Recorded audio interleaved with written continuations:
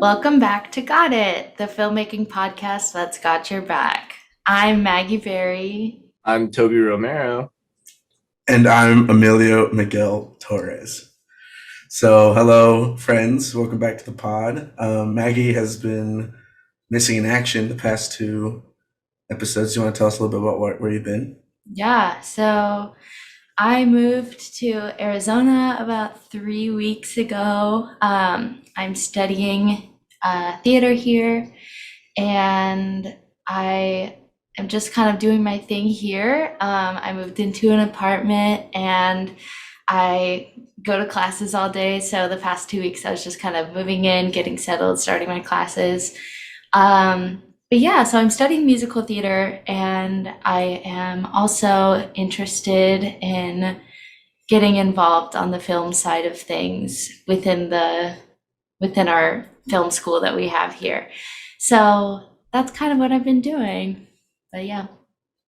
Well, I think we should just jump right in. So, on this episode, we're going to talk a little bit about acting and directing, which is great that we have Maggie back, and Emilio can speak also to the directing stuff. I know, Maggie, you've had a lot of experience doing some musical theater and other sorts of acting endeavors, which is great because I will not dare stand in front of the camera. So, or talk to actors for that matter. So I think for this episode, I'll kind of take a little bit more of a back seat of talk you guys through a little bit of your process and how everything's going on that side of things. Sounds So great. with that said, let's get right into it. So Maggie, tell us a little bit about your kind of background, how you got into acting, why it's kind of your favorite thing to do on set, and a little bit maybe about your process. Yeah. So how I got into acting, I've always been acting, like ever since I was a kid. I like found auditions. There were I lived in a very small town, and there were flyers for the Wizard of Oz on like posted everywhere, like at the Starbucks and on the telephone poles and stuff. And so I saw that and I told my parents, I was like, I really want to audition. And so I did audition and I got in and I got the role of the dog. And Toto. yeah, ever since then, it's been what I was meant to do. No, it was so much fun though. I mean, I just loved watching when I was younger, I loved watching other people perform and watch them get into character. And as I got older, it was always just like a fun pastime for me when I was younger. And it was like my hobby because I never did sports. So I did dancing and singing and acting. And when I got older, I started to realize, oh, this is like really cool. Like there's so much you can do with acting. And I got an interest in film acting when I was like, I don't know, 8 or 9. And so my mom would drive me up to Seattle, which was like an hour away from where we lived. And she would take me to like these film acting classes. And they were like, basically I was there for the whole day and they would line me and all the other kids up against a wall.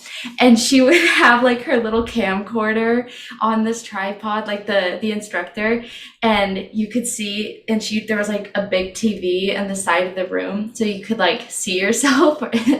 And she would go down the line doing like acting exercises and different things, like you need to laugh for 15 seconds, but it can't be like, and it has to look good on film and stuff. And I noticed that it was really hard for me because I grew up doing theater.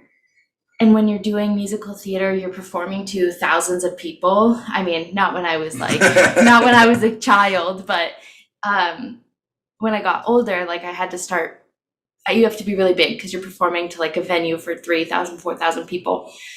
And yes, you have to be big. But then she would always have to like tone me back and be like, you are such a ham.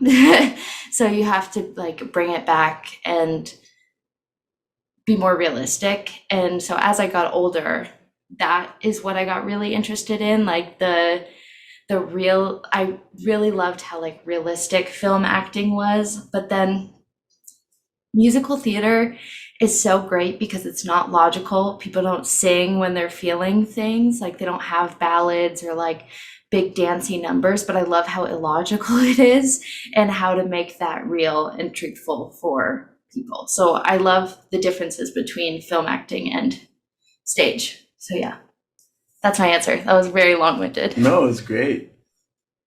Yeah, it was super awesome. And I know, jumping a little off script, I know, Emilio, you also have a little bit of musical theater background as well, Yeah. don't you? Do you want to talk a little bit about that? Wow, exposing me on the pod. I can't believe it. No, so yeah, well, that's actually, it's funny because I mentioned this on the first episode. Maggie and I met because we were both working on a show. That show, I was just doing crew for it, but I did grow up also doing theater.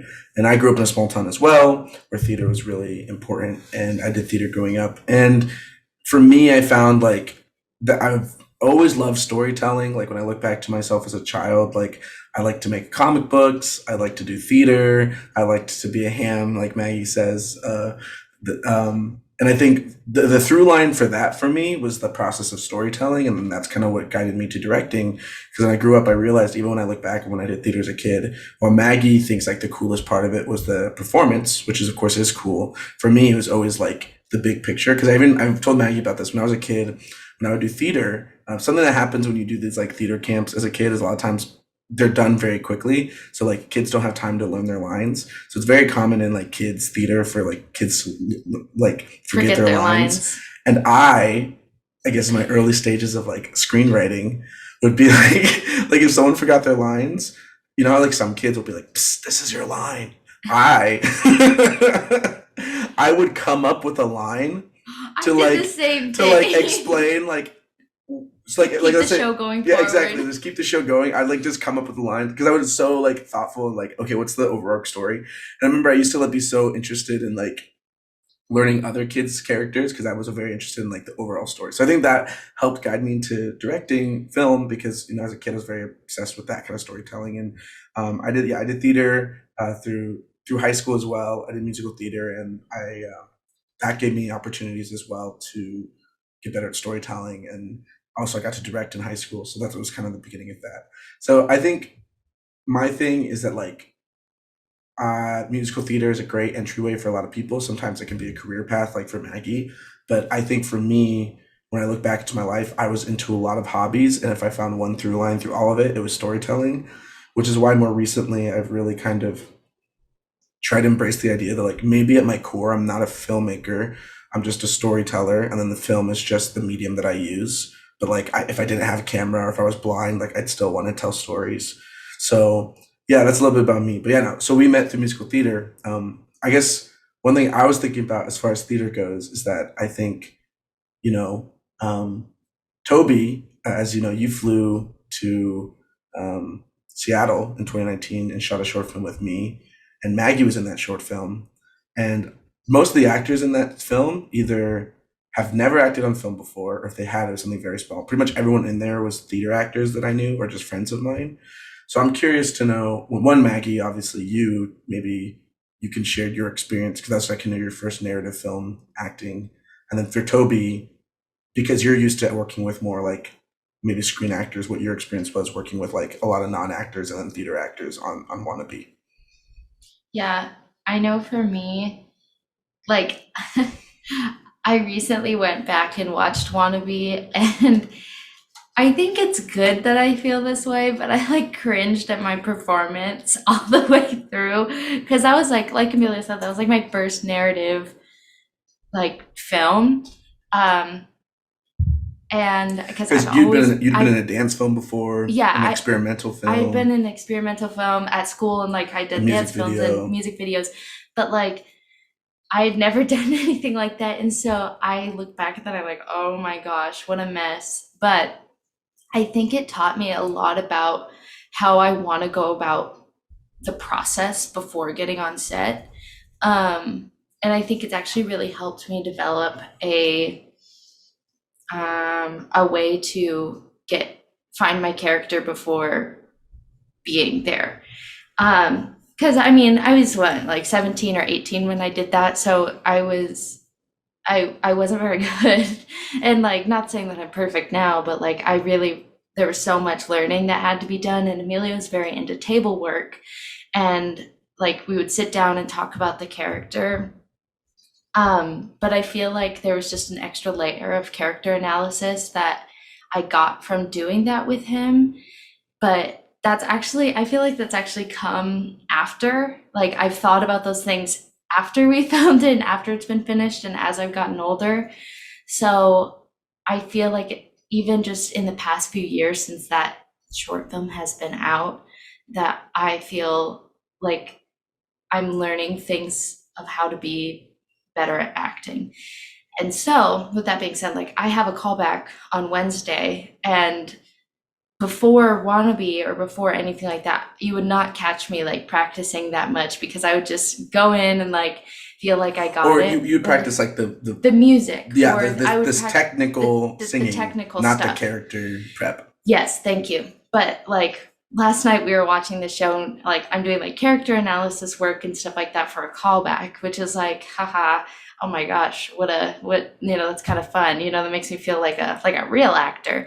But yeah, I don't know. I just kind of got sidetracked, but that's great. I feel like there's been a lot of growth, and with that, with acting like that, it's very interesting because you are told that like you have to hit like your mark or something, and that's something that especially then did not really click with me very much, because if I thought of theater being this like illogical, crazy thing and film acting being like this realistic everyday life thing, me having to like hit my mark to make it look pretty did not click for me.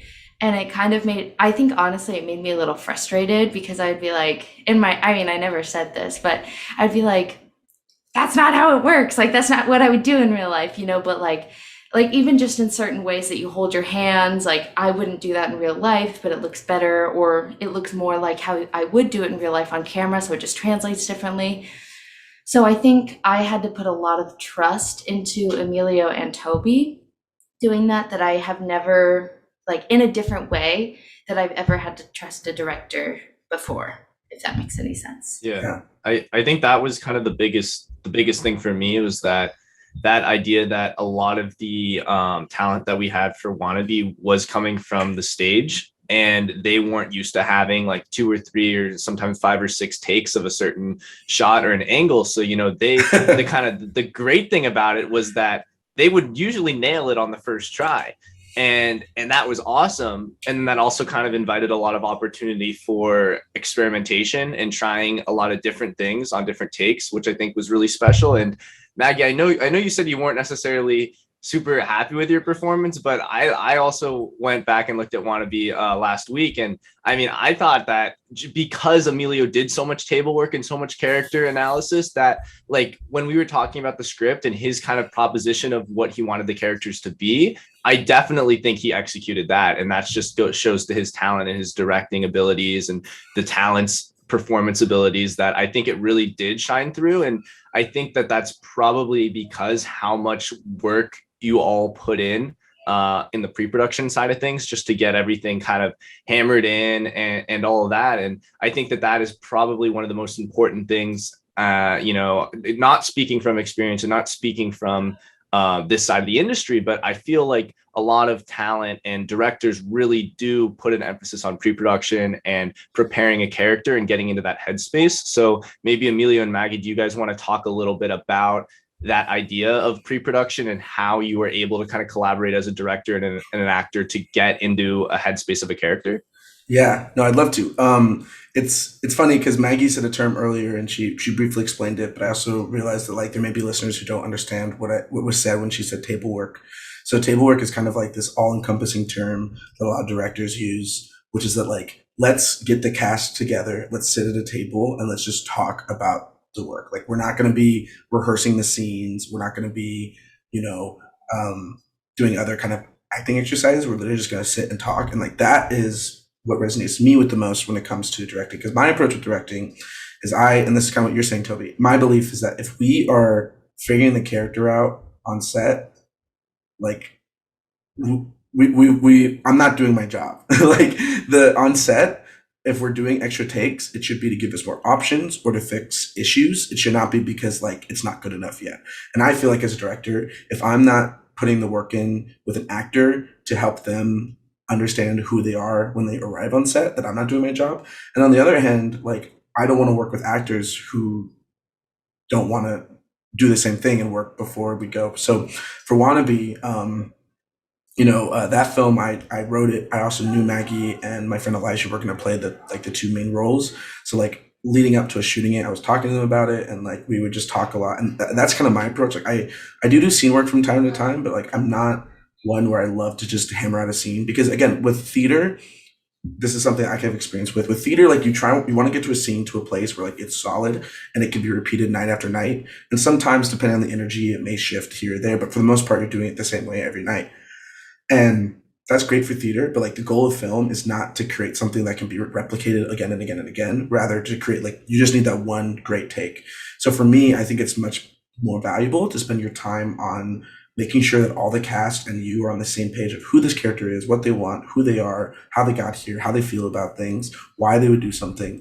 And that gives you a baseline to then experiment on set. And I think for Wannabe especially, the main character was kind of an amalgamation for me of like myself and then like other people that I've observed, because like the film talks about like toxic masculinity in high school. And so for me, my friend Elijah, he definitely he connected with that character. So we talked a lot about not just this character, but in general, like why certain people would like have troubles with toxic masculinity and pressures and things like that. And then recently for The Ladder, which is the film that we shot, Maggie assistant directed, Maggie was on the other side of the table with me, and we did a lot of prep with the actors for that film. And same thing, we ran scenes like a few times over Zoom to practice, but most of the time we spent rehearsing over Zoom was actually just talking about characters very abstractly. And I find that a lot of actors I work with are very good at making their own choices as a place to start. And then I like to give them notes on how to adjust it or differentiate it. But I can't just give an actor a script and then tell them to just make choices and trust that it's going to be my vision. I have to create a character with them, and then they can do the work of like justifying why a choice is made. Yeah, but also like not giving them line reads or telling them exactly what you want from them when you want it. Like, I think it could be very easy for directors to be like, okay, now here, be sad. You know what I mean? Or here, be triumphant or whatever. Yeah. But like, that's the worst thing. That is the worst thing you could do. You know, like, I mean, sure, it's not the worst thing. Yeah. But like, you know, I'm sure there are a lot of worse things. There's a lot of worse things directors have done. But like, that is acting wise, like there's just so much.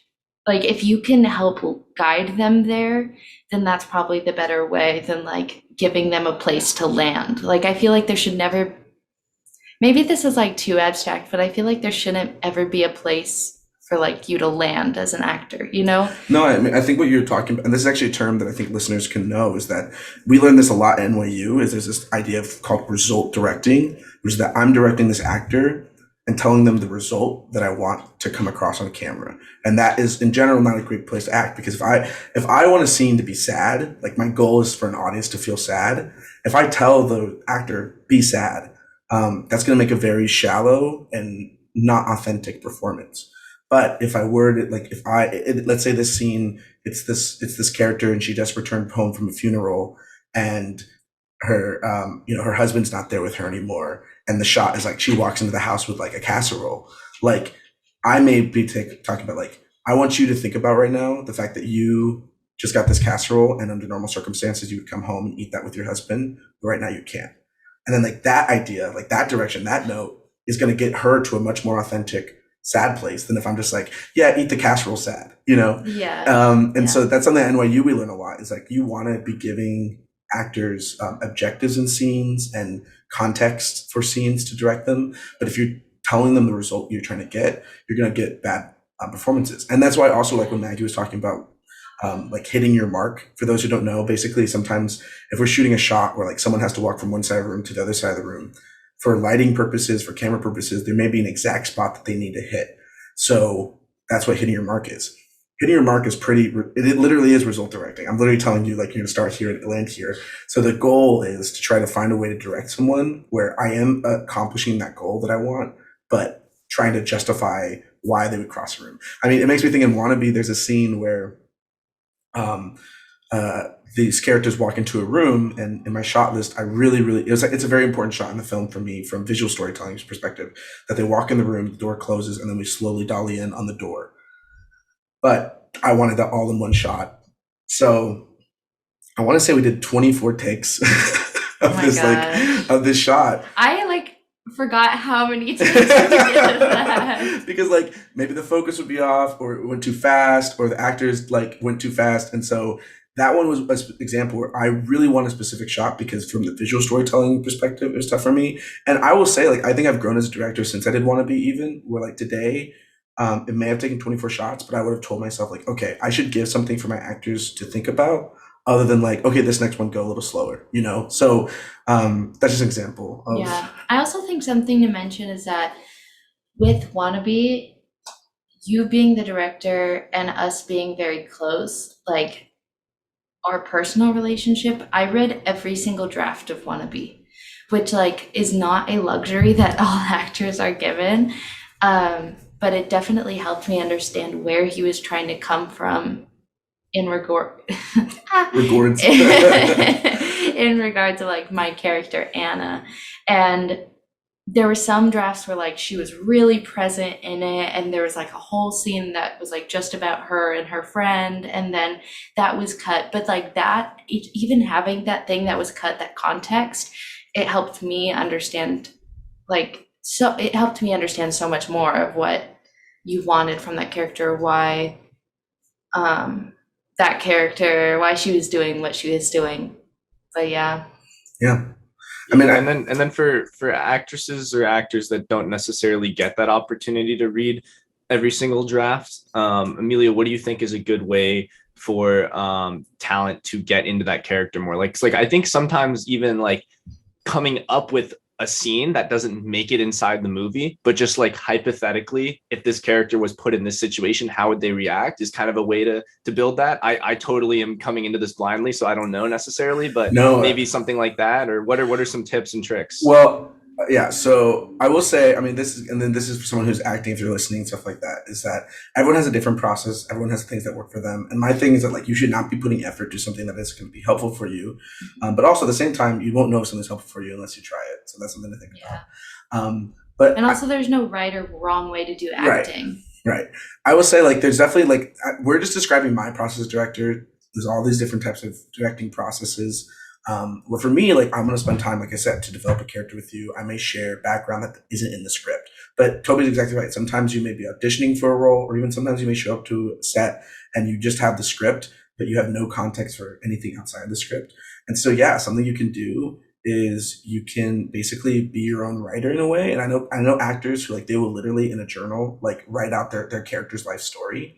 And even if the writer of the script wouldn't agree with that actor's perspective on their life story, at least that actor can then come in the set and will create a character that lives beyond the page. Because that's ultimately the goal. Is when you watch a movie, the best characters are characters that exist beyond what you see on screen. You have a sense that they've lived a full life. They'll continue to live a full life after the film, unless something tragic happens.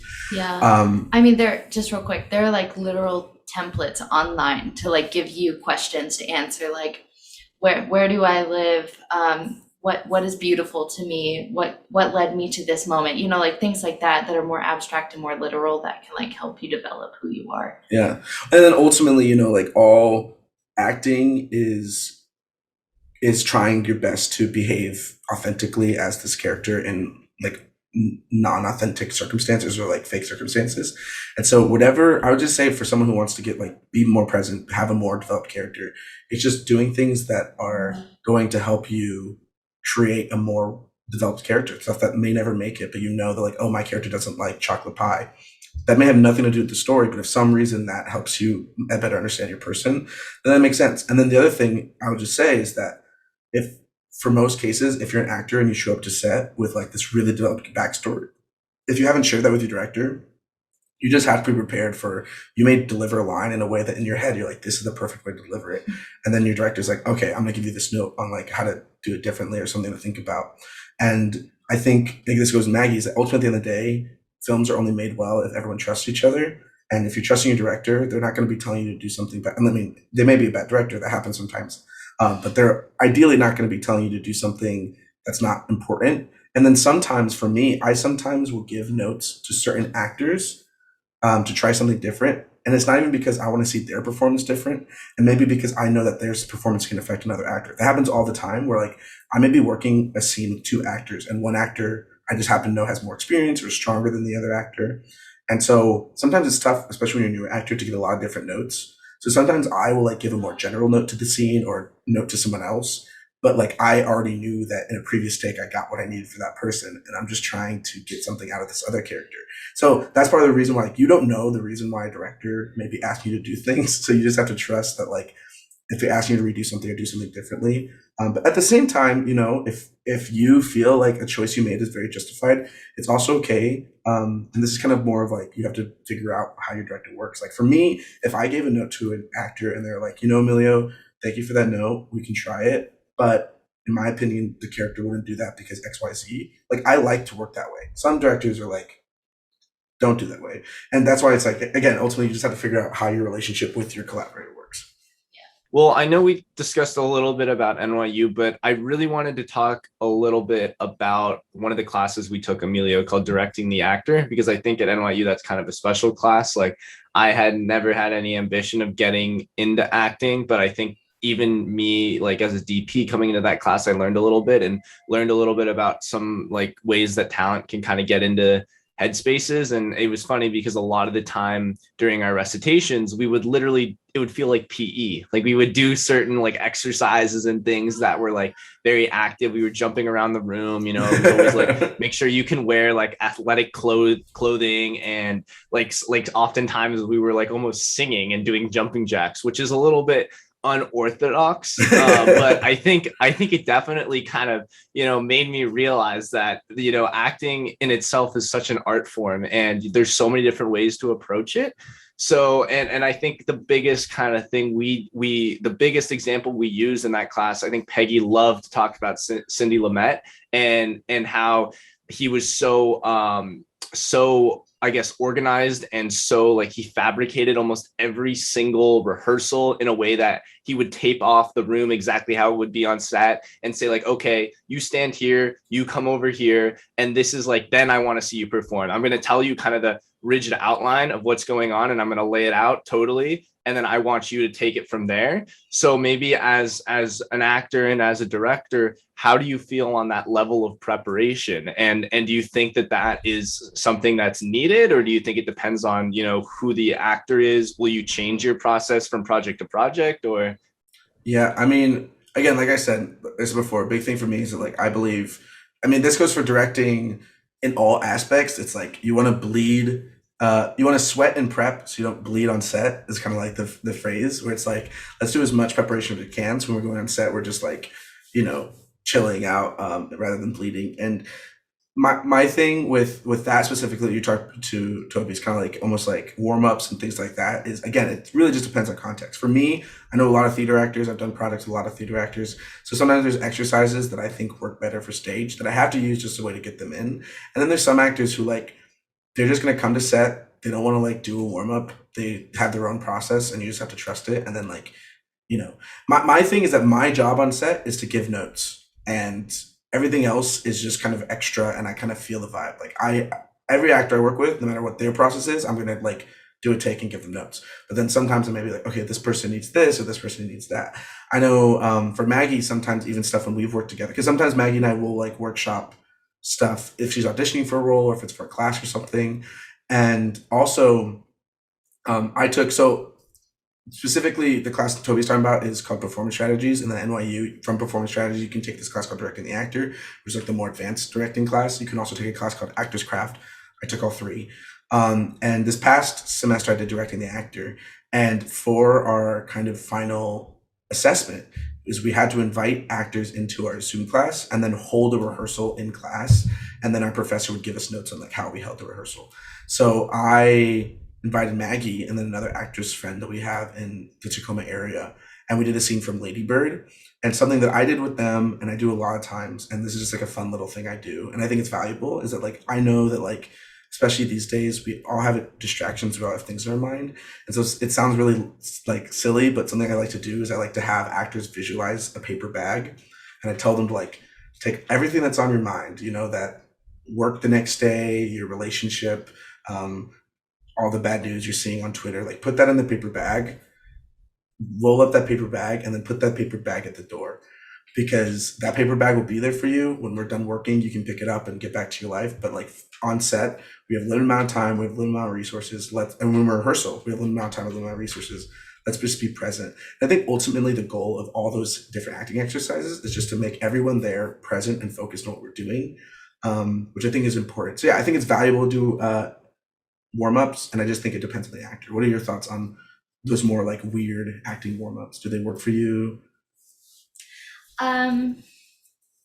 So you were saying that, Toby, about like it's like PE, and it just made me think like I started classes this past week, and I have one class which is like a musical theater technique class. So it's like singing, like acting while singing, and how to do that well. And in that class, at the beginning of the class, it's like an hour and a half long class. We run around the room for like 10 minutes, and we do yoga for 5 minutes, and we have to do like deep breathing for another 5 minutes. And like to an outsider, it sounds so crazy. Like, what the hell? Why is she paying so much money for this? But genuinely, I feel like as an acting exercise, it doesn't like running around the room doesn't help me very much. But for singing, it absolutely does, because it helps like Activate your body. activate, yeah, every muscle within your body, which like there's so much that goes into singing.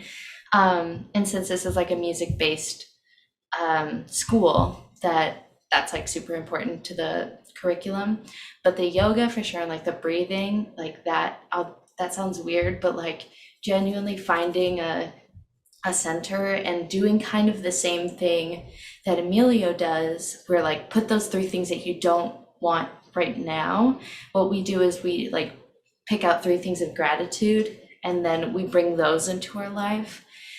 And that like helps push anything negative out, so then you're able to feel centered and like grounded to be able to start coming from a place of like neutrality rather than stress or even a high or a low, So yes.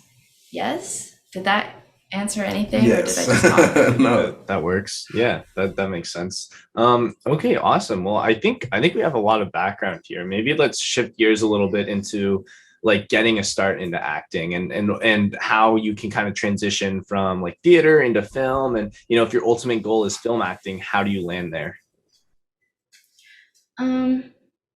Well, I kind of say this to everybody, but if you're interested in any sort of like theater acting or even film acting, there is a Facebook group for it.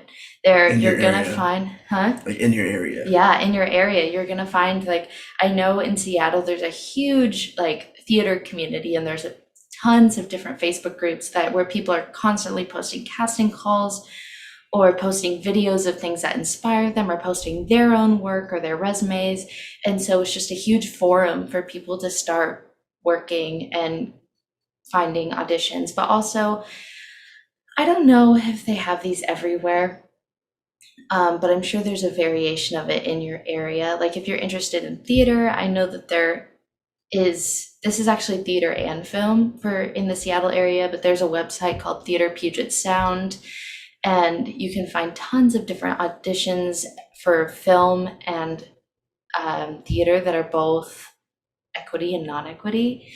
So that's also a great resource. But again, I honestly, to get into something like this, Facebook is gonna be your best bet. Like I know that sounds silly, but honestly, that's how I found tons of different things. Yeah. You weren't here last week, Maggie, but we were talking about like crewing on sets, and we were also saying the same thing of like, Oh my gosh. yeah, like it's Facebook Yeah. groups. I mean, I'll say here's some things to think about if you want to be a director. I mean, if you want to start acting. And this is coming from a director who's casted shows just with like open cast. I mean, shows casted my films with just open casting calls. So number one, yes, I casted my lead on my last project, who was amazing through Facebook. So like obviously that works. But another thing too is there's these websites like Backstage, Actors Access, and there's a lot of regional websites. Some of them are free. Some of them you have to pay like a subscription fee. Yeah. But they're I honestly, like, to be completely frank, I don't think that those are, if you're in a collegiate like education, I wouldn't look into Backstage just yet. If you're into theater, film is probably a different story. I'm just talking about film right now. Backstage it's probably going to be all union stuff that like isn't.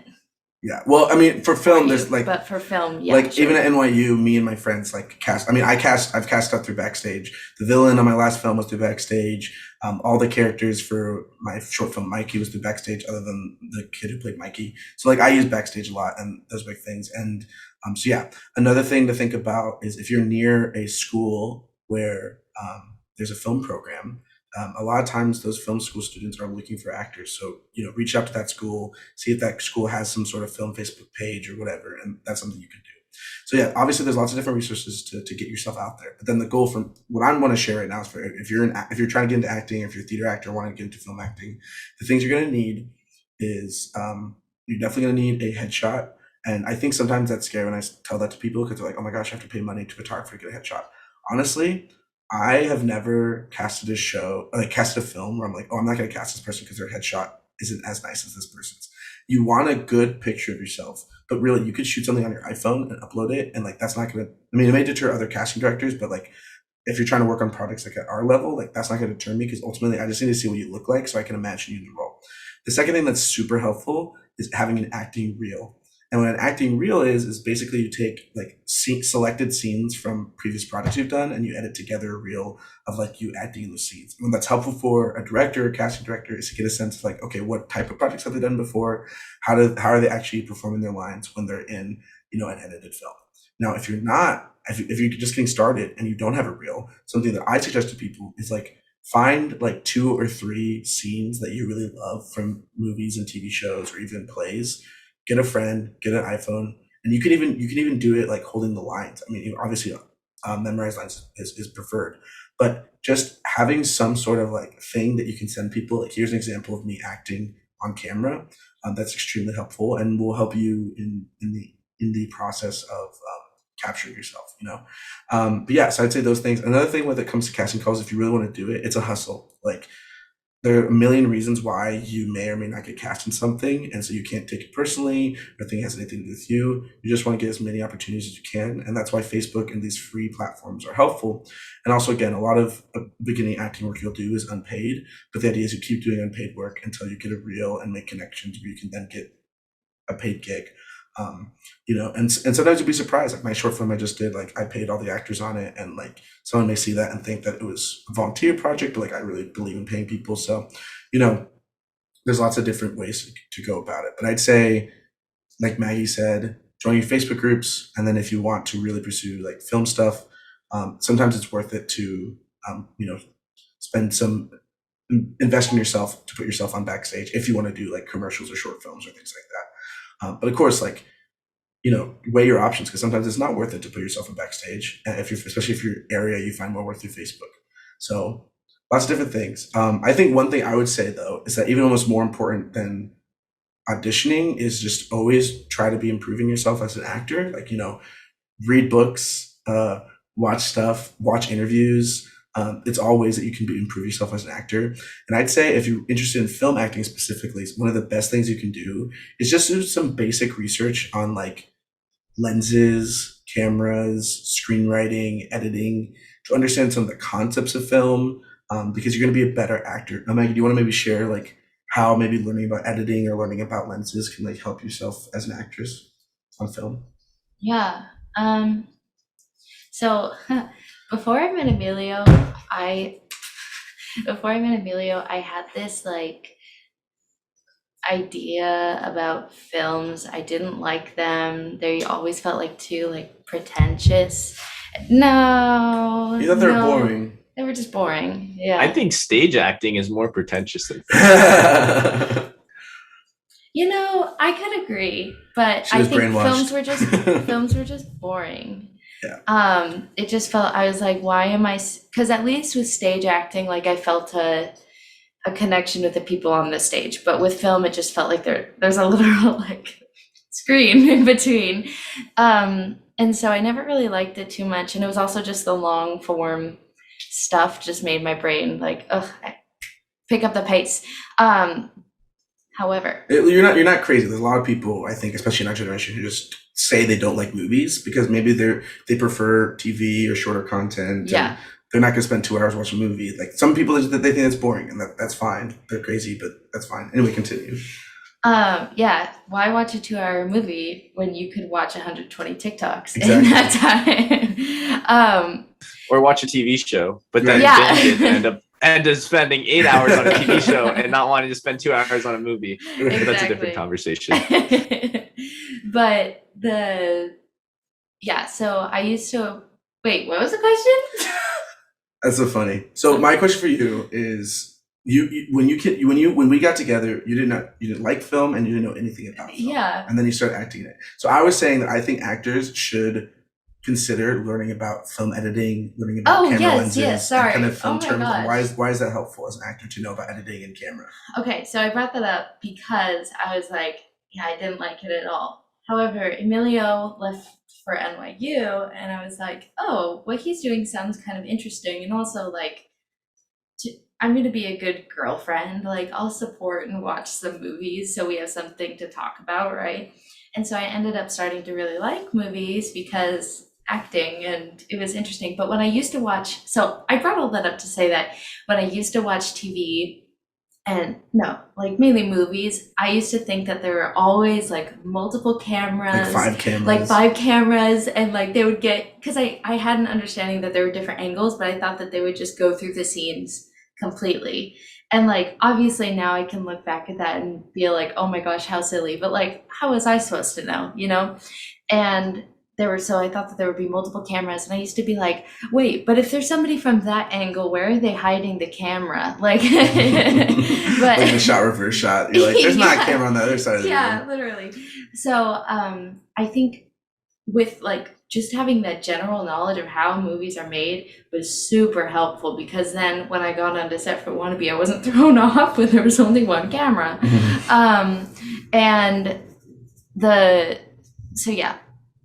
And then also I think another huge thing that was really, really helpful is as I started working with Emilio this past year, I understood the framing of the lenses and what that 50 millimeter is different from like an 18, and like 85. how big of a difference it is.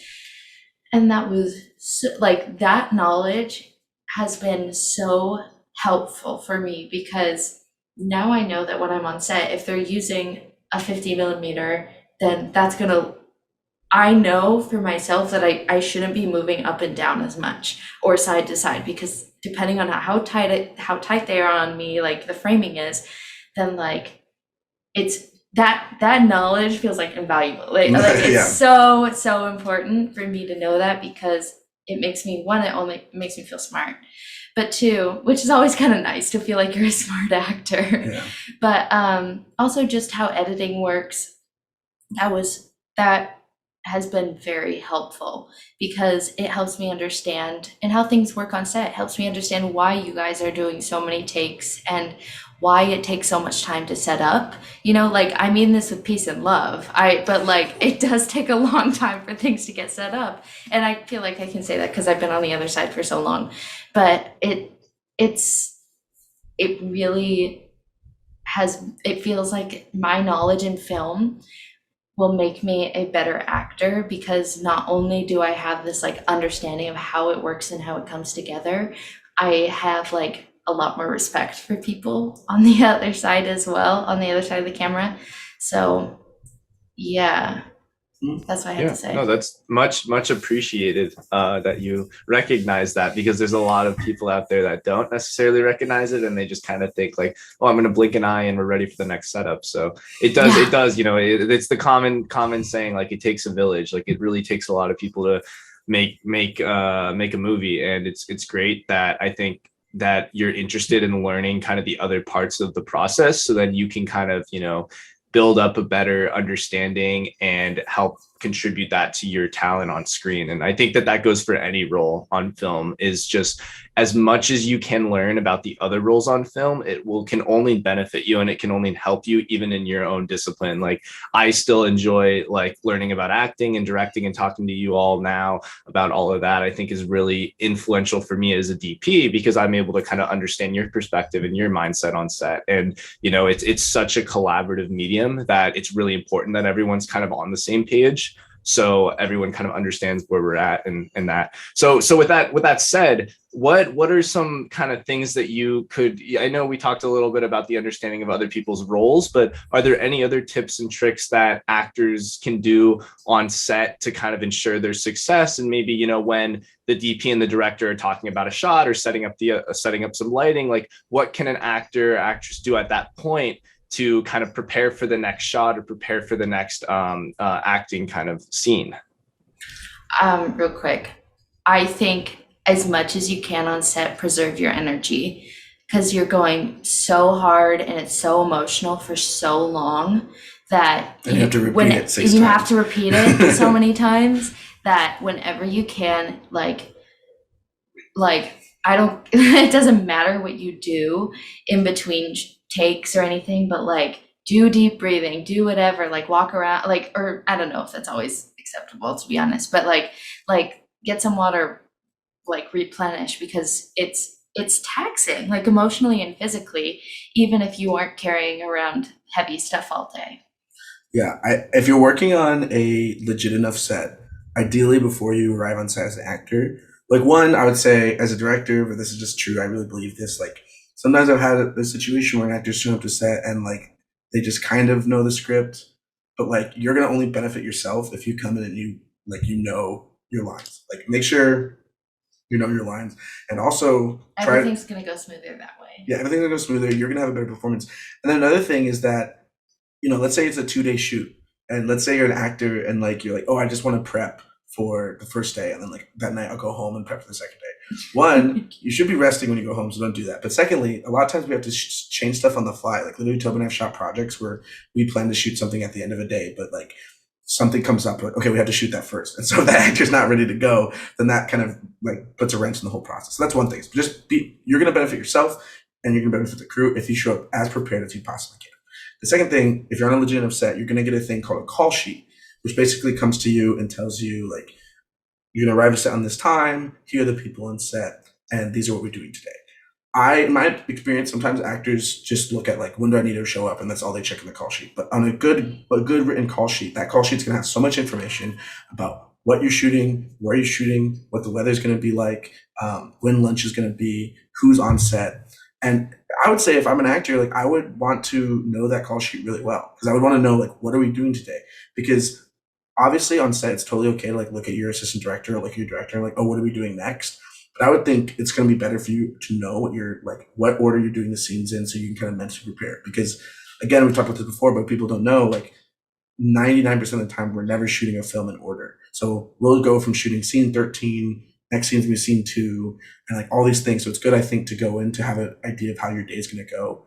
And then I think another thing too is just like get to know people, be kind to people, and yeah, I think learning about filmmaking as an actor is very helpful, because I've had experience on set where actors have told me that like when I explain why we're lighting a scene a certain way or why we need to do this thing, it helps them, because they just want to focus on their performance, and there's a lot of distractions on set. There's sound, there's light, there's makeup, there's costume, like there's all these things going on all the time. And so I feel like if you know what's happening, it's almost easier to tune that out versus like you're trying to prepare for a scene and you're like, what are they doing? But if you're like, oh, they're just setting up a key light, then let me focus on my scene, Yeah, that's such a good point. Awesome. Great. Well, that's good kind of advice to aspiring and working directors and performers. Let's go into a little bit about the future and how kind of COVID has stirred things up and what we kind of think the industry is leaning towards? Is there any kind of big changes in the directing and acting disciplines that kind of future filmmakers and working filmmakers should understand or know? You go. Yeah, so I have a lot to say about this because, well, one, it's very interesting because when COVID-19 first started, basically the entire film industry, performance industry, film school, like it just halted, it just stopped. And like I think for a while people were like, oh, let's just wait till this goes away in a couple of weeks. And then a couple of weeks became 3 months, and then 3 months came 6 months. And after a while, certainly the film industry had to come up with ideas on how to create movies during COVID safely. And so I'd say as early as like last July, last June, we had pretty like industry standard expectations of like how to do a safe COVID set. And that has really informed this past year. Now, obviously, as things have gotten better and there's been waves, there's been shows that have like gone up to full capacity, but they've just done it with like vaccinations and COVID tests and things like that. But there's also still productions, I think, happening that like follow very strict guidelines, especially if they're associated with schools. Because like at NYU, we had very strict production guidelines, which I'm going to get to in a second. This past year, when COVID-19 happened, I went back home and I've done a lot of different projects that were virtual filmmaking, whether it was people recorded themselves over Zoom and then I was editing it together, or what Maggie and I worked on this past year is I've done 3 kind of bigger scale theater projects and shot them as movies, but we had to shoot like everyone's close up separately. The first one we did was a play called Laramie Project, which is the show with like 40 characters. And it's all like interviews with these 40 different people. So we basically just shot it as like 40 different talking head interviews. And, I try to make like each shot interesting or whatever. And that process from an acting perspective, I think the director, she just basically was directing like 40 monologues, which was a very interesting process because it's not always like how you'd want to do a film. And that one was like, we had to shoot those over multiple weekends. We had like time slots, people came in, we just shot with them. Like that was an interesting experience. And then we also shot this film last spring called She Kills Monsters, where half of the show was that same kind of thing. We shot people one at a time in an indoor space. But then we created costumes with masks as part of the costume so we could safely shoot outside for some other scenes. So I'm very comfortable with shooting films that we had to change things to make COVID work. And I think from an acting directing perspective, it just kind of makes you question like that's why I'm saying that that's why I always say that like you don't want to focus on result oriented direction. Because if you're just focusing on how it's going to land, then like you're not going to give yourself enough tools in your toolbox to direct people well. Because when I go to set, I want to have like this toolbox full of all these different tactics I can do to make a performance happen. And as the world literally is coming to an end, if I only know how to direct someone one way, then I'm screwed. And so for me, when I did my thesis project for NYU this past spring, Valor and Sacrifice, we shot that with NYU's really strict production guidelines, which were you could only have 5 people on set in total, which meant the actors. My film had 3 actors, so it was me and then my DP. And then it had to be a 2-day shoot. And then on set, if someone had a mask off, they could not be more than 6 feet. Like they had to be 6 feet away from everyone else. And that was even if they're on screen. So once my film comes out, my hope is that as a director, I try to hide this fact. But if you watch the film, there's never a shot where there's more than one person in it. And if there is 2 people in it, we're only seeing their shoulder because you can see that they're masked if like you pull it back far enough. And so that like completely changed my approach, and I had to think about like how do I as a director think about the connections, because I was shooting like I had to shoot a character's whole scene just with their close-ups and then shoot another character's scene all with their close-ups and do it very disconjointed. And like sometimes we have to shoot a scene where there's a bedroom scene and the bedroom is very small. So one of my actresses had to sit on the bed and we had a close-up of her and she was playing her lines, looking at where the other actor is, but the other actor was actually in the hallway, like shouting out his lines. So it was a whole very like different process to try to like make it all work. And that's what I'm just saying. Like, I think as a director, as the industry is changing, because who knows like how, I mean, Delta variant things, it's like, we kept saying like, oh, it's only gonna be this long. At this point, I'm just like, look, the film industry is changing. We're going to streaming. We're going to a lot of virtual stuff. You as a director just want to have as many possible skills in your tool belt to direct stuff. And as an actor, you want to have as many different approaches you can to tell a story, because the industry is not going to go back to the way it was. It's always going to be changing. And so you don't want to be left behind because you're not prepared to switch for new circumstances. So that's my thing.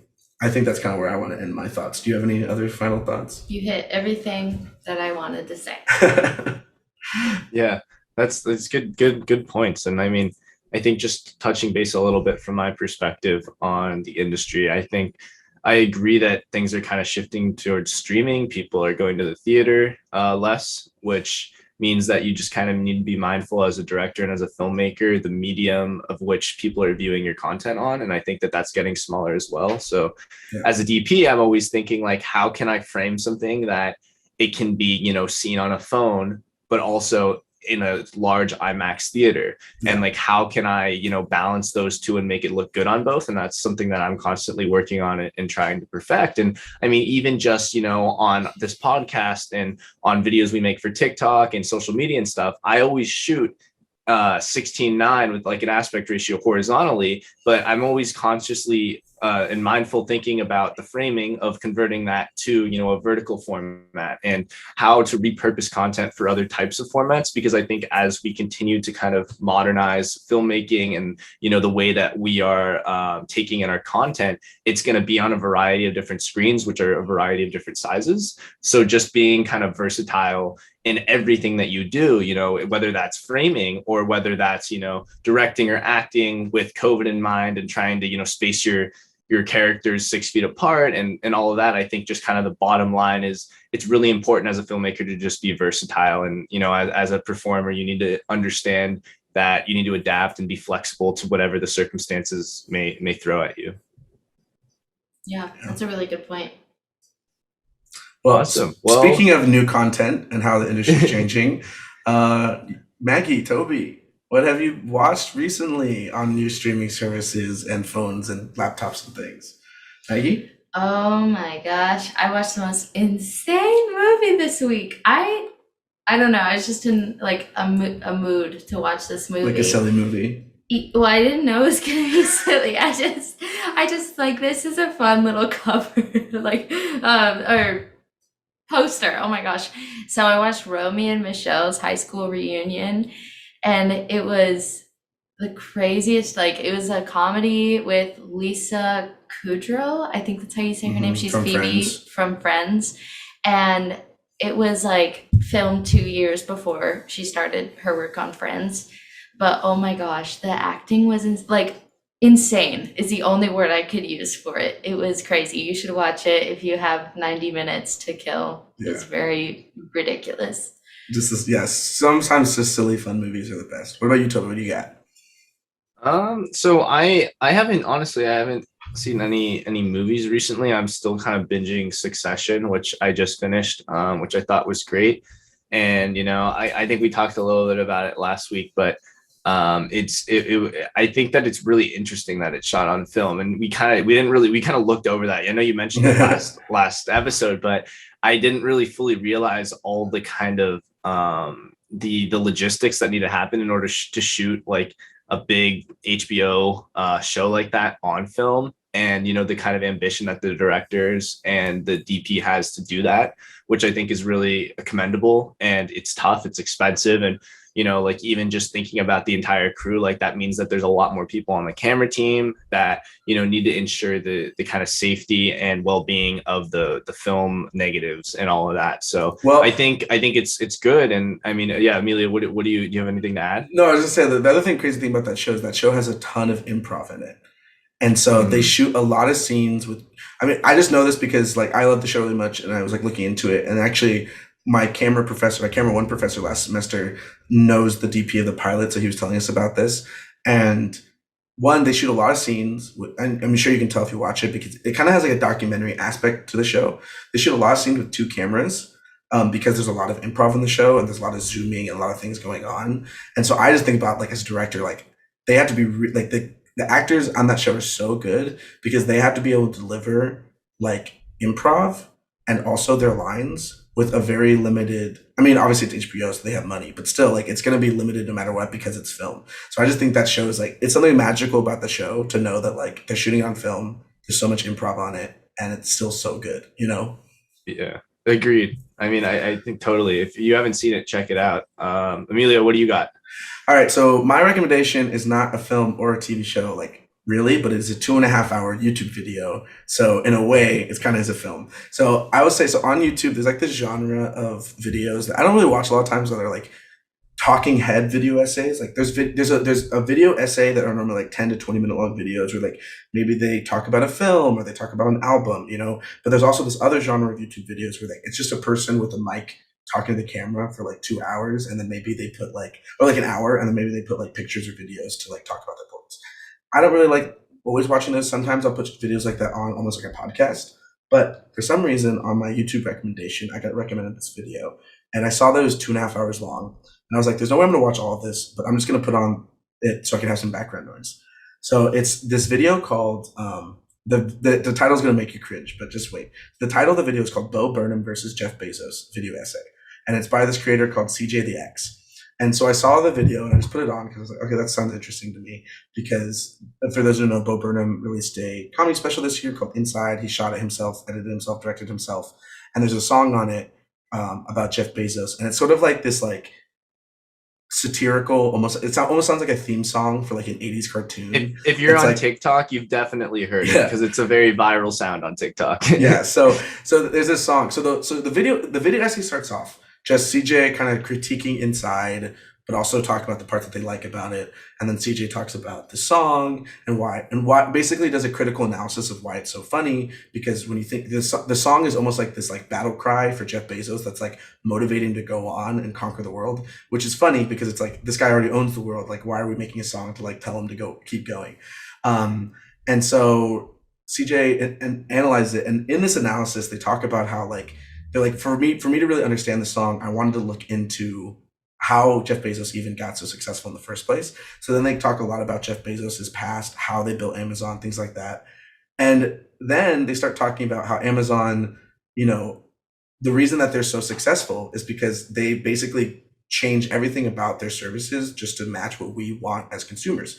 So they're always collecting data, using AI robots to basically make the perfect products for us, and how that is very dangerous. And then suddenly the video essay turns into this very like philosophical exploration of how companies can use technology to basically brainwash us into buying products, and how on one hand you can complain about it, but also you can't argue that Amazon has made life easier for a lot of people, So they start exploring that, and then the video essay turns into this like I'm telling you, like, it was transformative for me. They talk about like just philosophically and like almost like spiritually, what is our lives if our entire life is like scrolling social media, kind of like the Social Dilemma on Netflix, but even more philosophically, like, what are we if all we are is scrolling on the internet, and then all these apps that we're using are like fine-tuned to make it so it's enjoyable for us. Like, we are literally part of it. And then they talk about how sometimes the boomer generation is like, you guys got to get off your phone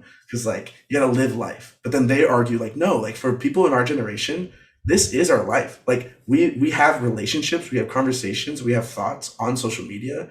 So the social media is a part of us. And basically they landed this place where like we're already cyborgs, because like we're already like, my phone is an extension of myself. So yeah, I know this is crazy, but like it was the most craziest YouTube video I've ever seen, because it starts off as like, oh, this is a funny video essay, but it just turns into this like video about life. And I suggest listen to it like it's a podcast. You can break it up into parts if you want to. It's 2.5 hours long.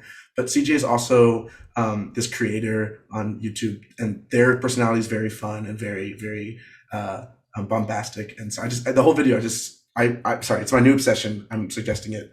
That's all. That's we can see you're very passionate about it. I'll definitely have to check it out.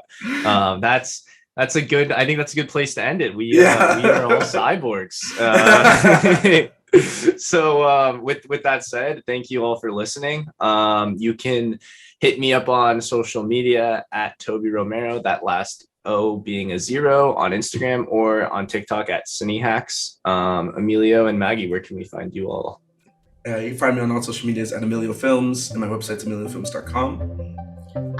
You can find me on Instagram at warmlymaggie.